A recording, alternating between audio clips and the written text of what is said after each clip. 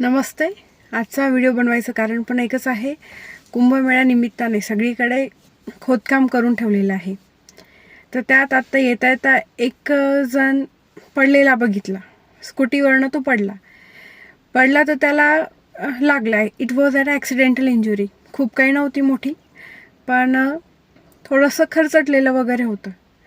आणि अशा अवस्थेमध्ये त्या पेशंटला बाकीची जी लोकं होती, कोणी त्याला पाणी देत होतं, तर कोणी त्याला कांदा देऊन म्हणजे बसवायचा प्रयत्न करत होता साईडला.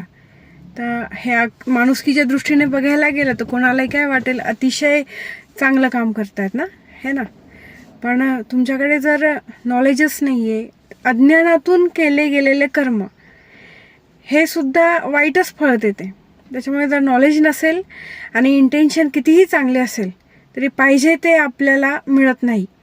त्यामुळे इथं आता या स्टेटमध्ये पेशंटला पाणी पाजायचं काहीच कारण नाही आहे.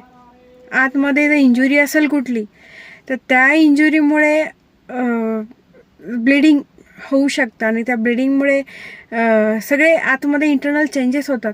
पेशंटला जर सर्जरीची गरज लागली तर इमर्जन्सी सर्जरीच्या आधी पेशंट NBM लागतो, म्हणजे नील बाय माउथ.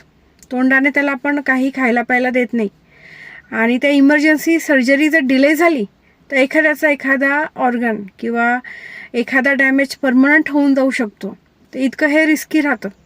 त्यामुळे ॲक्सिडेंटल केसेसमध्ये पेशंटला कधी पाणी पण द्यायचं नाही आणि त्याला उभं करायचा पण प्रयत्न करायचा नाही. कारण कधी आजकाल विटॅमिन D3, B12, कॅल्शियमच्या डेफिशियन्सीज इतक्या वाढलेल्या आहेत, प्रत्येकाच्या बॉडीमध्ये आहेत. तर ते एखाद्याला छोटा जरी मार लागला तरी त्याचं फ्रॅक्चर झालेलं असतं. हेअरलाईन फ्रॅक्चर तर कॉमन बघायला मिळतं. आणि त्या पेशंटला पायावर उभं करताना त्या बारीक फ्रॅक्चरचं मोठ्या फ्रॅक्चरमध्ये रूपांतर झालं तर त्याला जबाबदार कोण?